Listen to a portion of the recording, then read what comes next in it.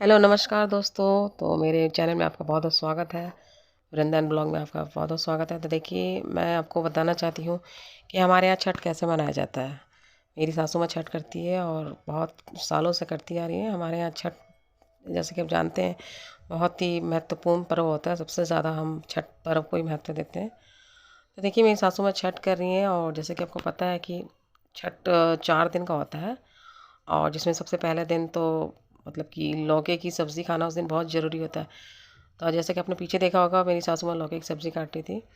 तो पहला दिन था, तो वहाँ जो है उस दिन लौकी की सब्ज़ी, चावल, दाल, रोटी खाया जाता है। फिर अगले दिन खरना होता है। जैसे कि आप देख रहे हैं कि अभी मेरी सासू माँ खीर बना रही थी। तो दूसरे दिन जो है, दूसरे दिन का ये है, देखिए, खीर, रोटी, केला पहले छठ मैया को चढ़ाया जाता है। अग्नि को सामने से प्रज्वलित करके रख के उनको एक चढ़ा दिया जाता है पहले, और फिर जो है खाना खाते हैं जो व्रत करते हैं। देखिए, सामने जो रखा है ना, चढ़ाया, ये प्रसाद है, ये सबको बटेगा। और फिर थाली में जो लगा है ना, वो मेरी सासू माँ खाएंगी। ये देखिए, आग जो है यहाँ पर जल रहा है। तो आग जलाकर ही देखिए, मेरी सासू माँ यहाँ पर आशीर्वाद दे रही हैं मेरे बच्चों को। और पहले सबको ये आशीर्वाद ले लेगा, उसके बाद ही मेरी सासू माँ भोजन ग्रहण करेंगी। उसके बाद देखिए, छठ का शुरू होता है तीसरा दिन। तीसरे दिन क्या होता है कि हम सारे फल को खरीदते हैं। जितनी भी ज़रूरी फलें होती हैं, जैसे मूली, गन्ना, नारियल, नींबू, बहुत सारी चीज़ें होती हैं, अदरक, कच्ची हल्दी, पान का पत्ता। और इसी दिन जो है ठेकुआ बनता है। जैसे देखिए, अभी ठेकुआ बन रहा है। मैं भी अपनी सासू माँ के साथ लगी हूँ, क्योंकि मेरे से अकेले जो है ना, लकड़ी के चूल्हे पर ना मेरे से बन नहीं पाता है। तो इसलिए मेरी सासू माँ मेरे साथ लगी रहती हैं। हालांकि उनका व्रत होता है, तो उसके बावजूद भी, क्योंकि जानती है कि मैं अकेले नहीं कर सकती हूँ। तो देखिए, हमने मिलकर ठेकुआ बनाया, पूड़ी बनाया, पुआ बनाया। मतलब कि छठ का तीसरा दिन जो होता है ना, सबसे महत्वपूर्ण होता है। उस दिन जब बहुत सारे काम उसी दिन होते हैं लगभग। सारे पकवान पकाए जाते हैं, सारे फल को खरीद के लाया जाता है, उसको धो के पूरे जो है ना, वो सूप में तैयार किया जाता है अर्घ देने के लिए।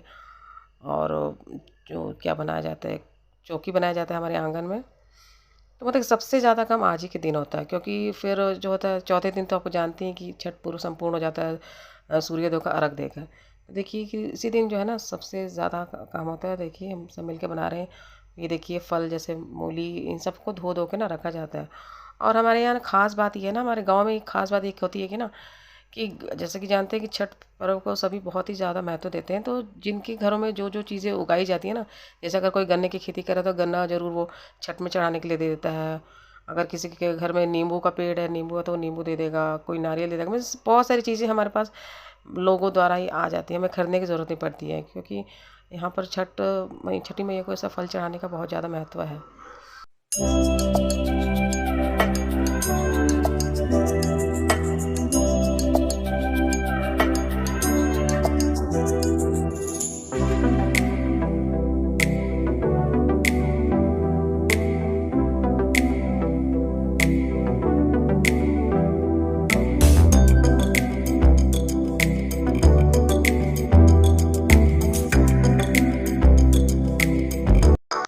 देखिए दोस्तों, अभी शाम के अर्घ के टाइम हम छठ घाट पे आ चुके हैं। और देखिए, जैसे कि जानते हैं, गाँव में कि जॉइंट फैमिली होती है। तो परिवार के और सदस्य भी जो हमारे अगल बगल रहते हैं, वो भी आ चुके हैं। यहाँ पर मतलब कि 4-5 फैमिली मिलके करती है। और अब देखिए कि हम यहाँ जो कोसी भरा जाता है हमारे आंगन में, ये चौक बना के, तो देखिए यहाँ जो है ना, चारों ओर से दिए रखे जाते हैं। फिर दिए को जलाया जाता है। जब हम वापस आते हैं शाम का अर्घ देकर ना, तो फिर ये आंगन में ही हम काम करते हैं। और फिर यहाँ भी जो है ना, हम गीत गाते हैं बहुत सारे। ये देखेंगे, मेरी सासू में गीत भी गा बाबू मुट्ठी बड़ा धोती में कोसी भरे चलेली कीर्ति दे गलवा के हार भेज कोसी भरे चलेली रानिया दे गलवा के हार भेज कोसी भरे चलेली दुल्हनिया दे। तो दोस्तों, इसे कोसी भरना कहते हैं। हम पूरा हम दिया प्रज्वलित करते हैं चारों ओर। और चारों ओर ऊँख को घेर के खड़ा किया जाता है, और काफ़ी देर तक गीत वगैरह गाया जाता है। जैसा कि आपने देखा, मेरी सासू माँ गीत गा रही थी। तो मुझे भी गाने के लिए कहती है, लेकिन मुझे तो गीत आती नहीं है।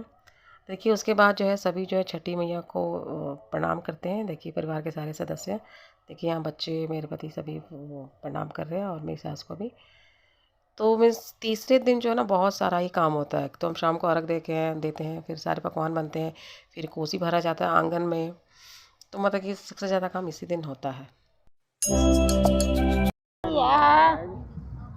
आना होता उठे ना मनीष बाबू ए बाबू बड़ा रे सबेरे लडुआ बेसा छोटिया मैया ससुररिया जाए।